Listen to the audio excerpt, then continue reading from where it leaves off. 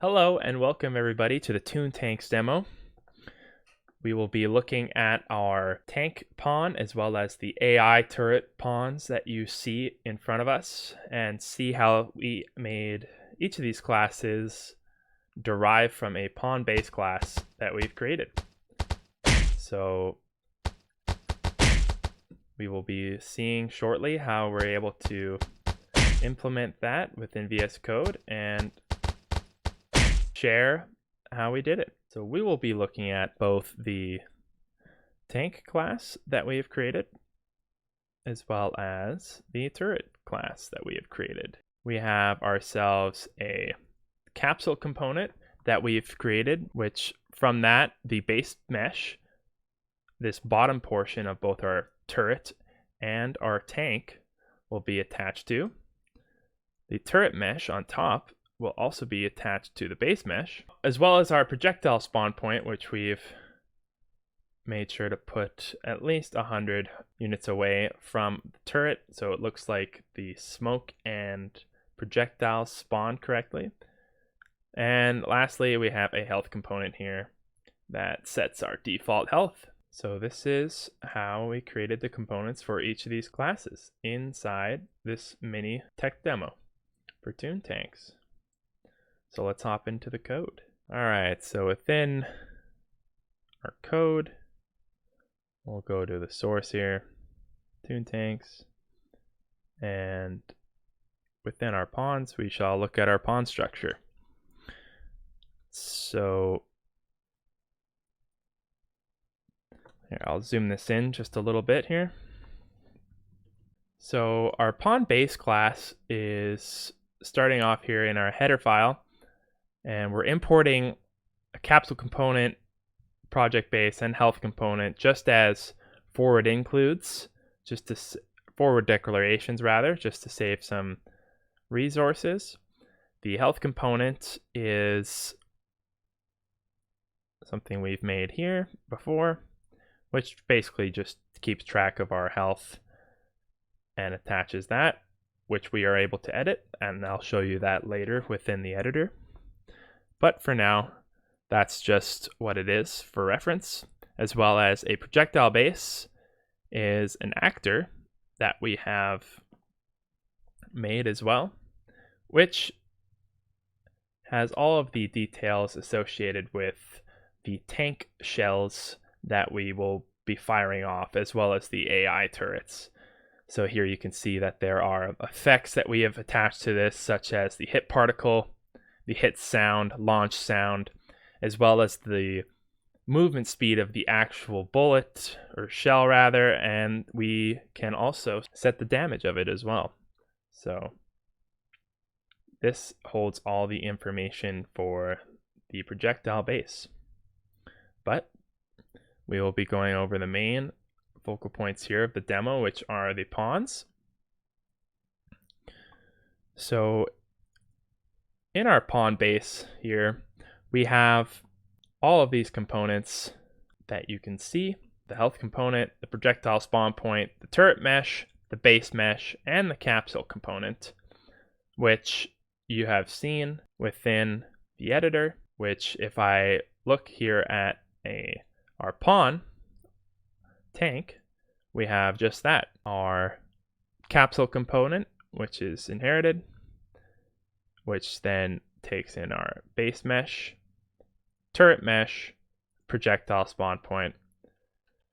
As well, for our camera, we attached a spring arm component to our tank just to give that top-down view as well. But back to the code. So in our pawn base CPP file, we have all the default values set here as shown previously, with our turret mesh, base mesh, all being attached to one another so that we can have a complete pawn structure that moves along with each other seamlessly throughout the gameplay. And as well, we have the rotate turret function, which takes in a F vector, which is essentially looking at the target. We then clean that value by only allowing it to rotate along the z-axis just to make sure that nothing funny happens when we're looking into different directions, as we just want our tank as well as the turrets to rotate just along that horizontal axis. And then we set that rotation.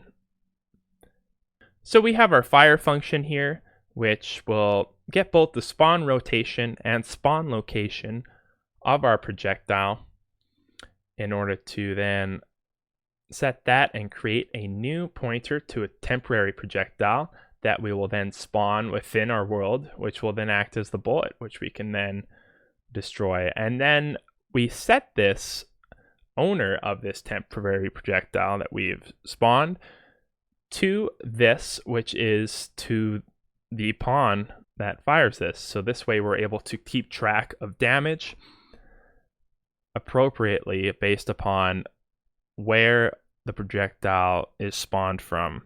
That way, if a turret hits our tank, we're able to calculate that damage, knowing that we can then track that that particular shot came from the turret and deduct that health from our player. Finally, we have our handle destruction, which is a virtual function, as both the tank and our turret will be utilizing this, but depending upon which gets destroyed, there will be additional overrides that we can use. So this just handles our destruction by playing our death particle, our death sound effects that we've declared in our header file, as well as the shake animations. Now in our tank header, for our main player pawn, we see now that we inherit from a pawn base, which is perfect, as that is what we intended to do. And as you saw before as well, we've attached that camera component and spring arm component just for that over-the-top angle view that you see during the gameplay. And that is what we have done here, as we have initialized that just for the player, as we don't really need to have our AI turrets having a spring arm camera component attached to them, as they will just be looking through line of sight in their barrel. Now our move direction is handled as an F vector, and our rotation is a quaternion. The move speed and rotation speed, we just set it as something reasonable here, as commented for default speed. And all of these have allow private access to true, as they are within the private section, but in order to edit their properties within the editor, we need to put this meta tag here. Otherwise, the compiler will complain at us and say that we need to put all of these components into the public section. But we don't necessarily want to do that, just to prevent from any unintentional, accidental misuse of these properties. Here we set whether or not our player is alive through use of a bool. We have a pointer to our player controller. And finally, we have a couple of private functions here: move, rotate, as well as calculate move input and calculate rotate input. Publicly, we have our pawn tank here, a pawn tank function which sets the default values as well as a tick. And we have the overridden handle destruction function that you saw previously in the base class, as well as another virtual function here to set up our input components from our player, which we'll get into in the CPP file. And we will also have another function to get whether or not our player is alive. And that's mainly to do with the UI screen that will tell you whether or not you've lost the game once your health reaches 0.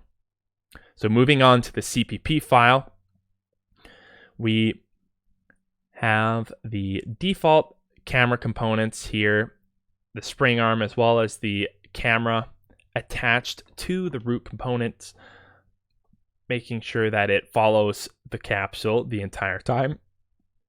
Our begin play function, just casting the player controller to the pointer here, and this is just so that within the game mode, the default player will be set to a tank pawn, and that will be the default controller that they will be utilizing, as we don't want our player to inhabit a turret, as we are a Toon Tank after all. Next, we have our handle destruction function, and we make a call to the super, which plays those death animations, sounds, effects.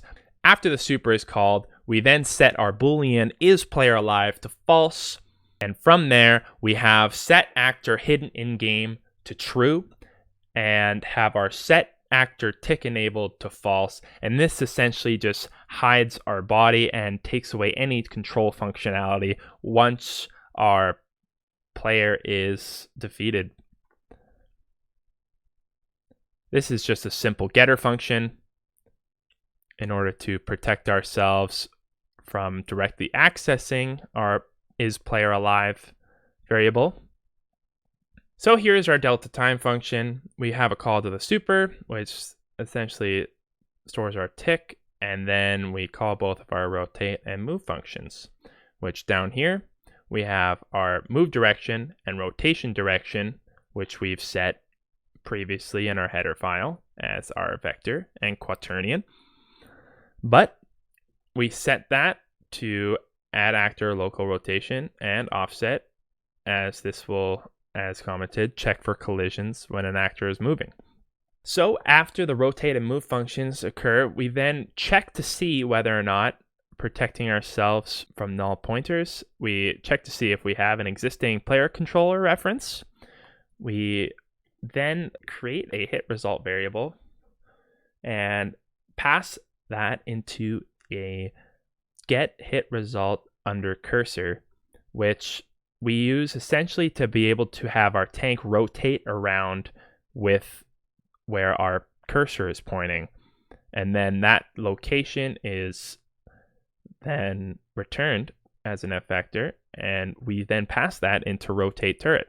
And the rotate turret, if you remember, is within our base class here, as the look at target for the tank in this case is where our cursor is looking. Whereas when you'll see in a little bit here, our AI turret is actually using the line of sight directly to where our tank is. So it's a little bit different in terms of how they rotate, where the tank is going to be rotating based upon where our cursor is looking, whereas the AI turret is looking constantly at the player's location and following that. But back to the tank CPP. So we are overriding this setup player input component function, which first we'll be making a call to the super, passing in our player input component. And this is how we're able to then bind the axis to both our movement and rotation inputs that we've created. Again, we are creating reference to our calculate move input function that we've had here, as well as our calculate rotation input that we have here. And so this is going to be what allows us to bind these inputs in our actual game. And for binding an action, we are then able to then use our fire and check whether or not the pawn is firing based upon when that input is pressed. And so in our case with the tank, we have the fire function being called. The fire function is inherited through the pawn base class, which is included within the pawn tank class. And finally, as referenced within the bound axis components, we have our calculate move input as well as the calculate rotate input, which sets our move direction value to equal the F vector that we've created based upon how much movement we've had in the world. And these amounts are set and then stored within these values so that we are able to then change our location as well as our rotation. Finally, if we take a look into the pawn turret header as well as the CPP, we can go over the turret class that we've created as our main enemy for this quick demo. So we are just going to forward declare pawn tank here. And you can see here that we inherit from a pawn base. And so in regards to the turret specifically, we have given them a fire range and a fire rate combat properties, as we want to be able to limit how far they can shoot as well as the rate in which they shoot once a player's tank crosses their field of vision. Now we're passing the player pawn as a pointer to a pawn tank, as that is our only pawn tank in the game so far, as it's just a single player game, as well as we are storing a timer handle, and this will help with the fire rate happening. As well, a couple private functions here with the void check fire condition, and we also have a return distance to player function. And finally, we're going to be using delta time here within the tick function in order to help with our firing, as well as calling the override to handle our destruction. So within the pawn turret CPP, we have our begin play function, which again calls the super, but then sets our timer based upon our value that we've set in our header. And so this helps us set the fire rate that we desire. We also get our player pawn, set it to a pointer to be player 0 in this case, as it is, again, a single player game. We then just make a quick call to handle destruction, which has, again, all the effects associated with it. But as well, we are going to just simply call the destroy function, which is a built-in Unreal function that just helps destroy any actors that are present. Moving down towards the tick, we call it super, and then check to see whether or not we have a player pawn. If there isn't any player within our viewpoint as a turret, or if the range that we see the player pawn exceeds the fire range that we've set, then we'll just do an early return.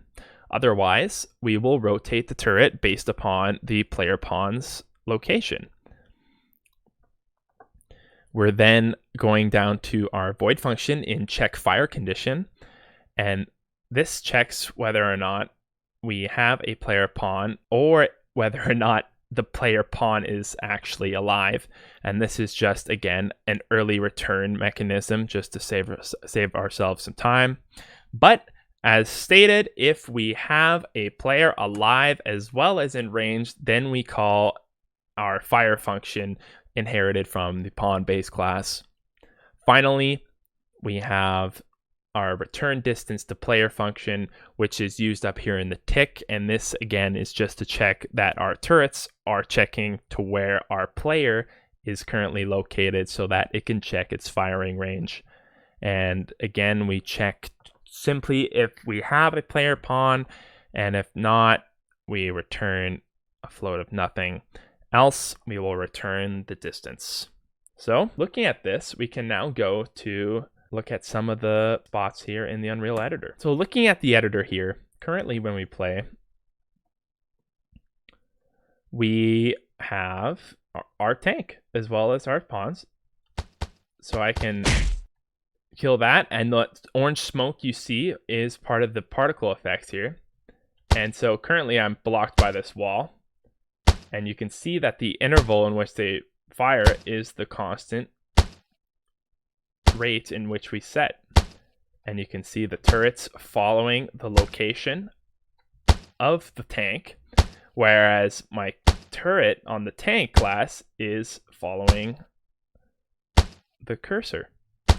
Now currently we have the damage set to 50, and so our base health in terms of our tank is set to 100. So if we wanted to actually go in and change the health component for our class here, we could actually set this to be 500, allowing us to take 10 hits instead of just 2.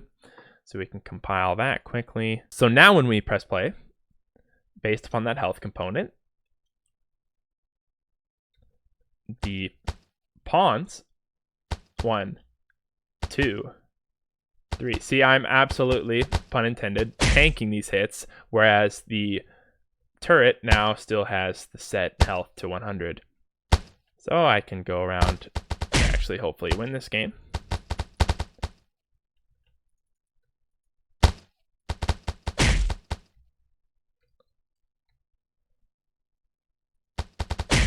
Woo!